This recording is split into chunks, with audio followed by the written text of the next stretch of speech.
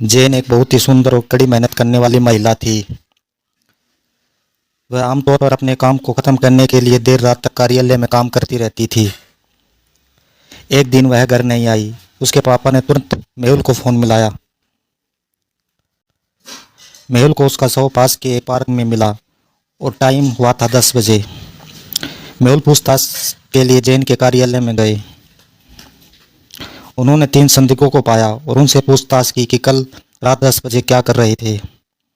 Kevin, मैं सुबह 7 बजे कार्यालय से पार्टी करने गया था और देर रात तक वहाँ था। मेरे दोस्त इसकी जानकारी दे सकते हैं। जो सर, मेरी पत्नी बीमार थी, इसलिए मैंने जल्दी कार्यालय छोड़ दिया। मैं 10 बजे रात को अपने घर पर था। रिचर्ड, सर, मैं देर रात तक कार्यालय में था। मैंने एक तस्वीर भी ली थी। आप इस तस्वीर को देखें। क्या आप अनुमान लगा सकते हैं कि जेन को किसने मारा होगा?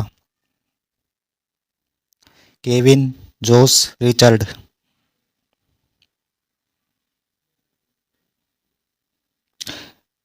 रिचर्ड की तस्वीर को गौर से देखें। बाहर की तरफ दिन का नज़ारा है। यह तस्वीर दिन में ली हुई है। जेन को रिचर्ड ने ही मारा है।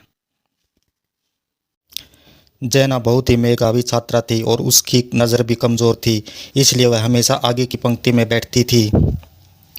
जेना अपने दोस्त रिक के साथ रहती थी, जिसकी कॉलेज में अन्य छात्रों से लड़ाई के कारण बदनामी थी।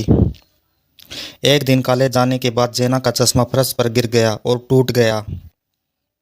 जेना के पास कार नहीं थी और उसने रिक को उसे मरम्मत करने के लिए दुकान पर भेज दिया।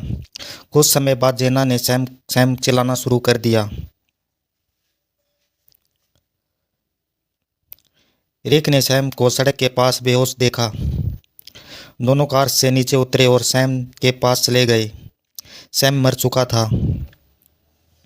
उन्होंने मेहुल को अपराध स्थल पर बुलाया। मेहुल अपराध स्थल पर पहुंचे और 4 संदिग्धों की पहचान की। अपराध स्थल के पास 2 और संदिग्ध थे। रिक, जब मैंने सैम को देखा तो मैं उसकी कार चला रहा था। सैम और मैं दुश्मन थे, लेकिन मैंने उसे नहीं मारा। जेना, मैंने देखा कि सैम फर्श पर लेटा हुआ है और मैंने रिक को कार को रोकने के लिए कहा। रियाना, हम स्कूल के दोस्त थे और एक दूसरे को डेट करते थे, लेकिन अब हम एक साथ नहीं हैं। मैंने उसे नहीं मारा। जेमी, मैं यहाँ से गुजर रहा था, मुझे कुछ नहीं पता। मैं जेना की चीख सुनकर यहाँ आया हूँ। उनके बयानों को सुनकर क्या आप अनुमान लगा सकते हैं कि हत्यारा कौन है? पोरोटी, जेना, रिहाना या जेमी?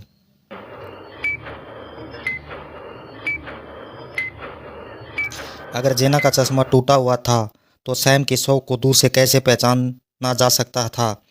वह पहले से ही जानती थी कि सैम का शव वहाँ पड़ा है। जेना ने ही सैम को मारा है। डैमन, स्टीफन, अलारिक और सैम रूममेट थे।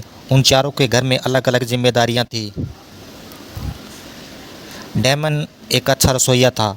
उसकी जिम्मेदारी उन लोगों के लिए खाना बनाने की थी। स्टीफन का काम कपड़े धोने का था।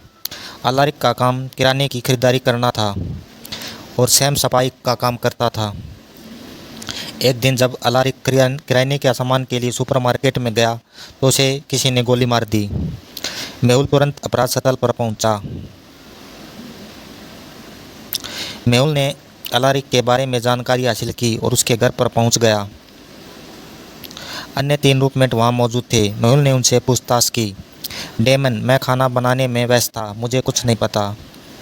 स्टीफन, मैं कपड़े धोने में व्यस्त था, मुझे नहीं पता। सैम, मैं घर की सफाई कर रहा था, मुझे कुछ नहीं पता। उनके बयानों का विश्लेषण करते हुए क्या आप अनुमान लगा सकते हैं कि हत्यारा कौन है? Daemon, Stephen, Sam?